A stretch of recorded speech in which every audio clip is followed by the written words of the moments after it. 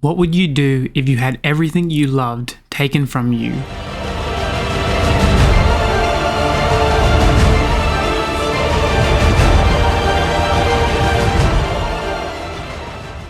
Villains to me are just as, if not more important than the heroes of the story, and I have always loved morally grey characters, as to me they are just more compelling.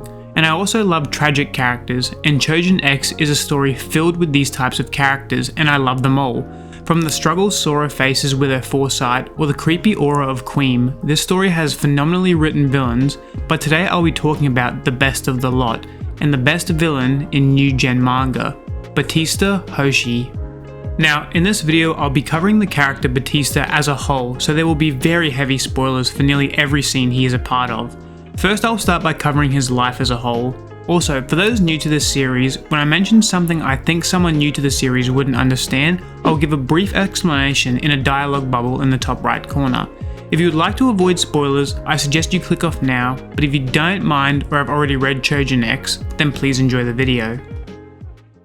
Now, before I begin, I'm going to be breaking Batista's story into two parts, before tragedy and post-tragedy. Those terms will become clear after this video.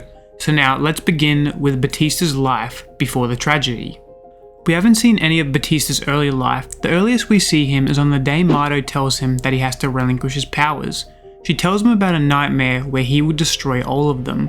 If that comes to pass, you must kill your younger brother Batista, Sandek. Sandek is Batista's older brother and one of the most powerful Trojan in Trojan X. To avoid this from happening, Batista has to relinquish his powers. Sandek asks if there's no other way to avoid this than for his brother to give up his future. We must nip it in the bud, Marto answers. Sandek continues to protest as Batista remembers all the training he and his brother have endured. I'll renounce my powers, Batista says, and acknowledges that Marto's premonitions always come true, so he respects her judgment and decides to give up his powers. If I'm going to end up becoming a bad Trojan, then I'd rather be a good human, Batista says, and we see time pass as he and his brother age and go their separate ways. We now see Batista, a bit older, talking with a woman about research they are doing and how Yamato Mori is getting in the way. They are struggling to get their research approved by Yamato Mori, and the woman suggests that Batista should convince Sandek to plead their case, as at 21 he's already in a leadership position at Yamato Mori. People who have made a contribution as a Trojan are the ones who get listened to after all. Clearly down that as someone without powers, he won't be listened to. The woman grabs Batista and she kisses him. This cheers him up and we learn the woman's name, Hartley.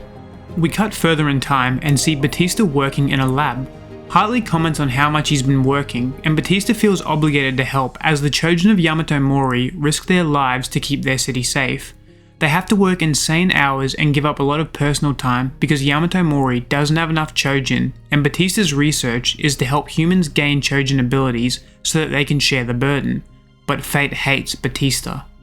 He's called into Yamato Mori by Marto again, and she tells him that he has to stop his research. The higher-ups at Yamato Mori have decided it's too dangerous and could lead the world down a dark path, and if the research ended up in the wrong hands, it could be catastrophic. Batista goes to rebuke this, but stops and accepts their decision. Later, Marto apologizes for the decision. If only you looked into the future, you could have warned me. Marto mentions that her powers aren't boundless.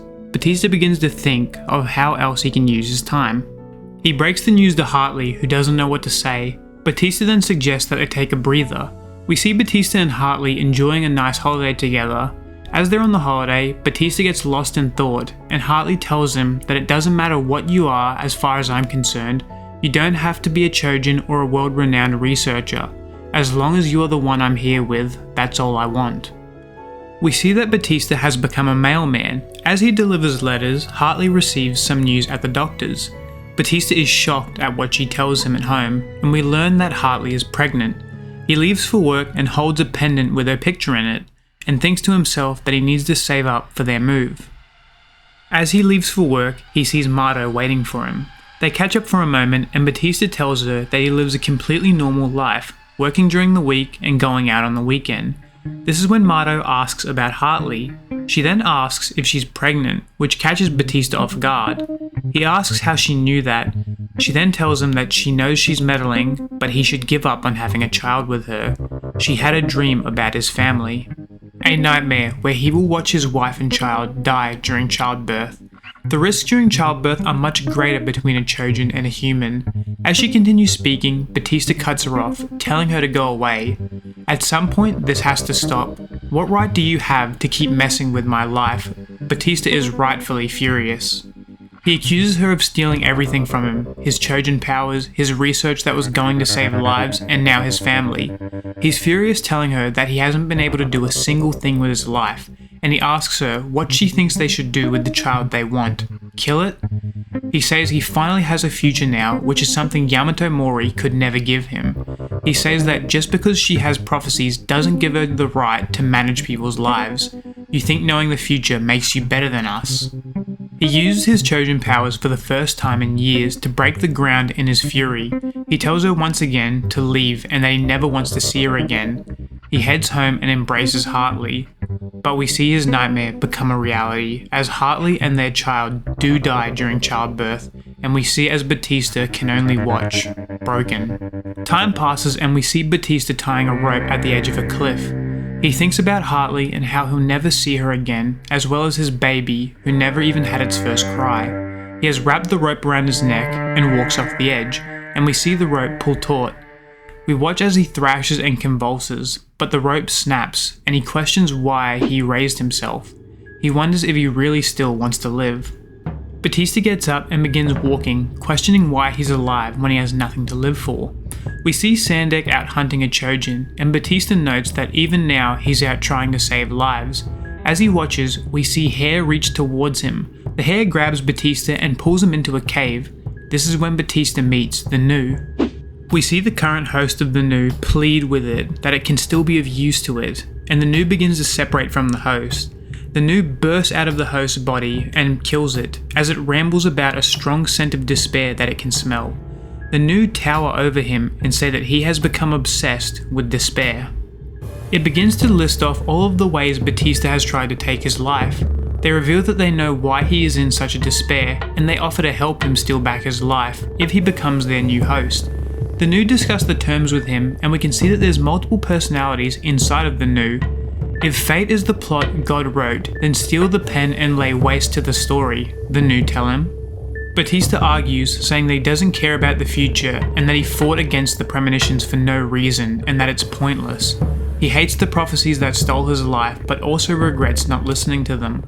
I don't need a future, what I want to change is the past, Batista tells the Nu. He says that he wants to see Hartley, and the Nu tell him that his wish can be granted. He says that they're lying just to make him give up his body.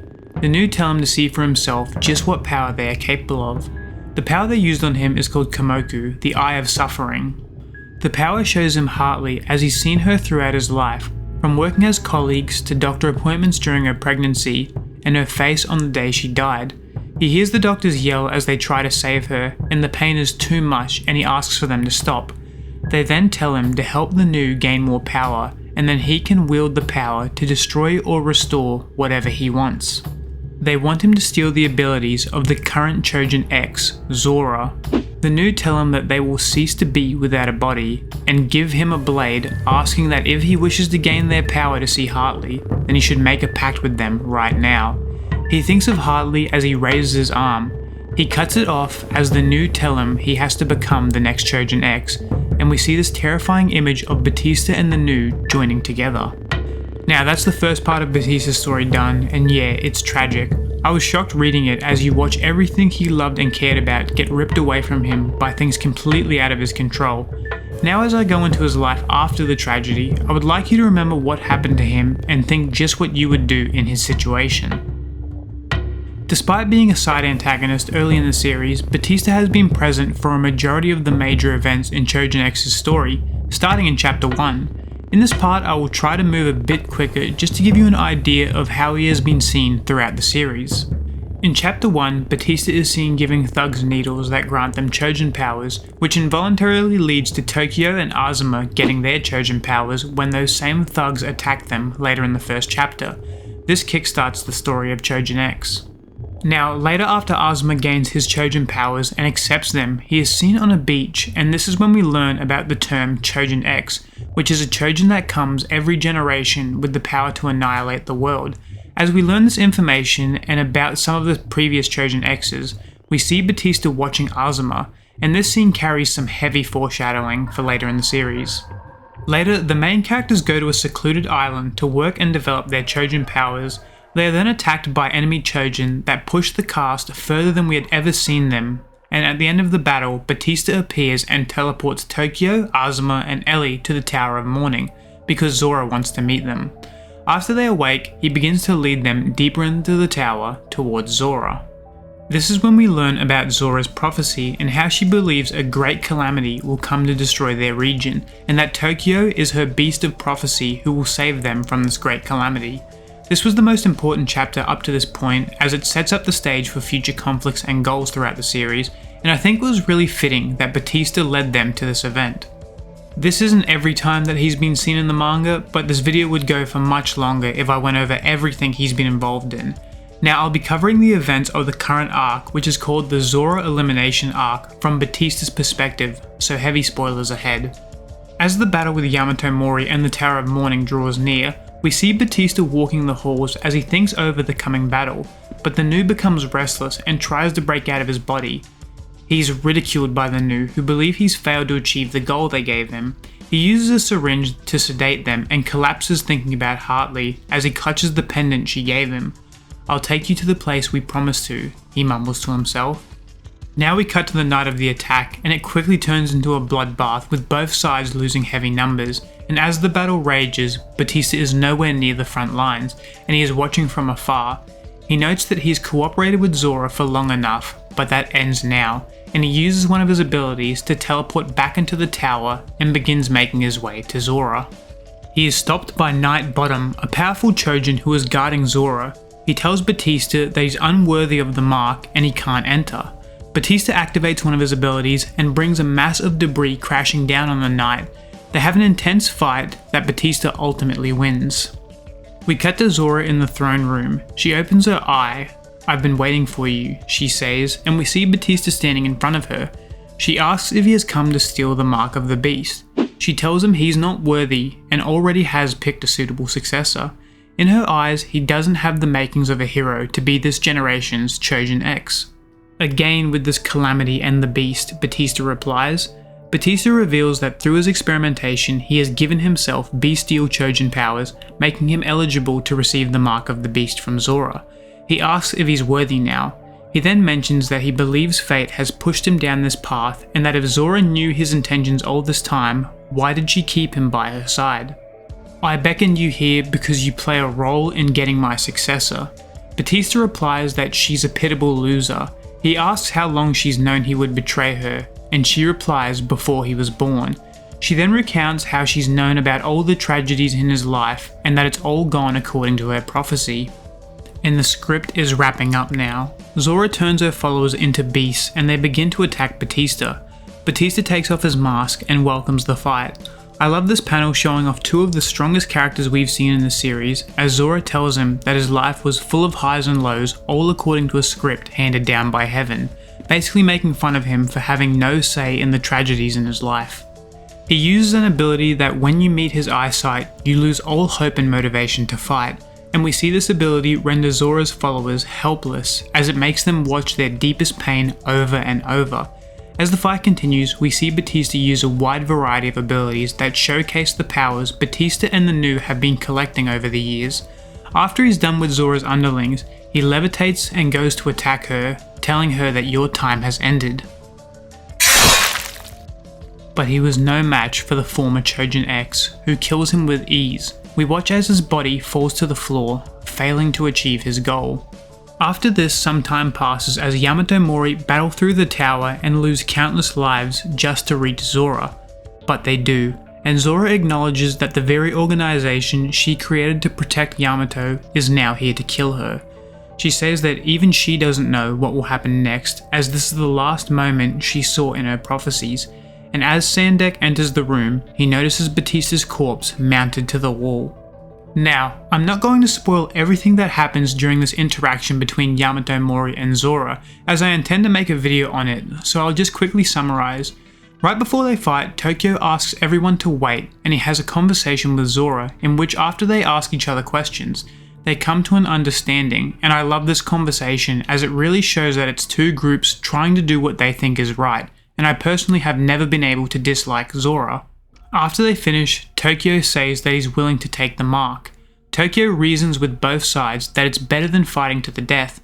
Zora shifts into a more human form and extends her hand, accepting their conditions and ultimately coming to a peaceful resolution. A bullet rings out and we see Zora's arm fly off, and we see one of the Yamato Mori soldiers grinning while holding his rifle. We see strings crawl out of the soldier's mouth and it grabs Zora's arm, and we hear Batista make fun of them, talking about the future and all of their empty words. He faked his death. We see the hand reach him on the wall. He grabs the hand and asks if this was the future you saw. He gloats, asking that if he is the catastrophe she has had in her visions, and he begins to levitate, gaining the power of the mark. He says that there is nothing in this world that means anything to him. There's only one thing that he wants to protect, and that's the past. I'll take the future and the order you created and crush it, and from its wreckage I will make a new world. Batista has won. A massive burst of power can be seen destroying the tower. Some soldiers fall to their deaths, but others use their jetpacks to save them. We see Batista's new form, and it's so insane, and he looks inhuman and godlike. He showcases his new powers by killing multiple Yamato Mori soldiers with ease. He turns one of the stronger Chojin, Arthur, into a baby in an instant. Tokyo is confused by what he did to Arthur, and Zora tells him that the mark gives the bearer the abilities and form they seek. Tokyo then asks her what exactly he seeks. Something related to time, Zora replies. We see that Batista is trying to manipulate time. Now this is where it gets a bit confusing, but I'm just going to mention what's happening as I understand it, and it's more than likely that I'm missing something or interpreting something wrong, but I believe he's looking through different realities to find those where Hartley is alive. I don't think he's specifically looking back in time, but trying to find a reality that most closely matches his before her death. While this is happening, his power is reshaping itself to help him achieve this goal. This is when we see large stitches appear across the sky. The sky begins to move and ripple like cloth, and chunks begin to fall off. We learn that the power he wishes for is the power to rewrite the world. As the sky falls, Zora tells Tokyo to avoid the spaces between the stitches, as if he touches them, they will be sent to another world. Tokyo asks how she knows this, and it's because the mark connects their consciousness. She tells Tokyo that he's mainly changing the past around Yamato Mori, and is looking for some point where the past he seeks diverges. He wants to reconstruct the past. They can see the past through the stitches. His new power is allowing him to warp space and time, letting him manipulate past events. Say there's a broken cup, Batista could wish it back to its state before it was broken. Right now, he's attempting to break the cup, being reality, so that he can reshape it into his ideal world. Everyone is then caught in the stitches and is sucked off to different worlds, and we see a massive ball of stitches and eyes enclose around the tower, with just the word Hartley at the bottom of the panel. We see Tokyo and Ellie wake up in some bizarre world. They are then quickly taken to Yamato Mori. The world they've ended up in is a glimpse of Batista's past, and they watch all of the events we saw already, including Hartley's death. Zora is inside the strange ball and likens it to a womb, saying that he's metaphorically giving birth to a new world. We see Batista shaking his head side to side and mumbling about a million different things as he's looking for a specific moment. The text says humans who overestimate their capabilities make mistakes, as we see a tear open in the womb. Tokyo, Ellie, and Sandek pop out. We cut to Batista talking with Sandek, and he lays blame on all of Yamato Mori for him doing this, and mentions that now he knows just how much he sacrificed, but now he's taking his life back, and I can't help but understand him, like his whole life was ripped from him and this is the only way he can get it back. Sandek tries to reason with Batista and make him stop. He says that he will kill the new if he's really gone, and that he's no longer the man Hartley fell in love with. This angers Batista, who tells him not to talk about Hartley. He eviscerates Sandek, seemingly killing his brother. Tokyo then confronts Batista, and Batista tells him that he's only here by chance just because he happened to take his Chojin drug in the first chapter. He tells Tokyo that he isn't necessary for his future and that he will dismember him. Tokyo changes into his bestial form and quickly cuts off two of Batista's arms. He regrows his arms and attacks Tokyo, who was saved by Zora and Sandek. Batista notices that his brother survived. They decide that to stop Batista, they are going to distract him and try to get Ellie to steal his power, which is one of her abilities, and she will then give the mark to Tokyo. But there is a chance that because she isn't a bestial Chojin, she will die after taking the mark. At the climax of their fight, Ellie gets behind Batista. She grabs him and they struggle as she tries to steal his power. Batista then sends threads through his back into Ellie, skewering her. Tokyo rushes to save her, but before he could reach them, time begins to warp and distort around them, causing everyone to distort and twist. Batista, exhausted, believes that he's finally won. We see panels morph and ripple, showing different moments and people throughout Batista's life. We then see a spiral of dark clouds and a bright light at the center. Batista begins moving through space as he sees a stitched together whale. He watches the world around him distort and morph. It begins building itself into shapes and structures, and it's now that I'm going to remind you that Chojin X is a solo work by Sui Ishida. He does not have any assistants helping him with this manga, and this is the quality he produces. It's so unbelievable. After this, Batista appears in Yamato Mori, back to his old self. His stitches falling off his face, returning to what it looked like before meeting the new. He immediately takes off, asking himself if this is real. He crashes onto his house and startles Hartley, who sees him lying on the ground. As he stands up, he sees Hartley again. We can see his face fall away and he rushes to hug her. And I love this panel as Batista finally got what he's been searching for, Hartley. We see Batista return to his life, being a mailman, and he comes home to Hartley telling him something amazing happened today. We aren't told what this is, but I think you can guess. We see more of Batista's life and time he spends with Hartley, like this cute scene at the beach, and then we see that Hartley is pregnant. We cut further into the future and see Batista spending time with Hartley and their daughter, and it's nice to see him happy. He heads to work one day, and as he's crossing a road, someone catches his attention. It's Ellie, a slightly older Ellie, and Batista is confused, believing that she died when she tried to steal his power. Batista mentions that it's been 6 years since that day, and Ellie responds that it's been 6 years for him. We see smoke come out of her fingertips and she tortures random civilians walking, which is such a different turn from the heroic girl who saved Tokyo in the early chapters. Batista asks if she's lost her mind, and she tells him that he's the one who's lost it, and mentions that it's maybe been a year since he became Chojin X. We see thorny vines begin to appear out of the burnt civilians' bodies. Weird things begin happening, and Ellie says that it happens whenever she gets close to him. We see creepy looking people and civilians merge together and spout gibberish. Ellie tells him that the dream's over and that he needs to open his eyes already, and Batista is confused. The weird anomalies begin grabbing Batista. Batista asks Ellie what's going on. Ellie then frees him and takes him to the edge of the world, and we see stitches strung across this imaginary wall. That's Batista's story as of right now. I hope you guys like these more in-depth and longer videos. Please let me know in the comment section. Now I just want to talk about some things I found interesting and how I feel about Batista's character and story as a whole. I love Batista. I find him to be such a compelling villain, as he's always lurking in the shadows manipulating things, and we never knew what his intentions were. But wow, when we find out what he went through, he became so much more compelling, as I understand why he did what he did, and I love the commentary on prophecies that Chojin X makes, as prophecies motivate so much of the story, and despite everything Mato and Zora saw, they still didn't see that their prophecies and how they handled them would lead Batista to become the villain he is. And the fact that fate was so cruel to him just sucks. Reading through his backstory was heartbreaking, and the fact that there was nothing he could do about it makes it even worse. So I can completely understand him wanting to take control of his fate by any means necessary, and that was exactly what the new offered him. Now, this is just my theory, but I saw someone point out that the title for Chapter 66 Part 1 is 400 kilometers squared, and this really makes sense, as this is the chapter where Ellie appears revealing that his world isn't real, and that there's a wall just outside of Yamato. The title is literally the size of the world he's created. His powers maybe failed, or he isn't as powerful as he thought, but he didn't create a new world, but a small illusion of one, and I think it's all been playing out in the flesh ball we see when he got his powers. That's just my theory and is more than likely wrong, but we'll find out in future chapters. I think Batista is easily the best new gen villain. From his design, writing peaks, and moments as a character, I found him amazing.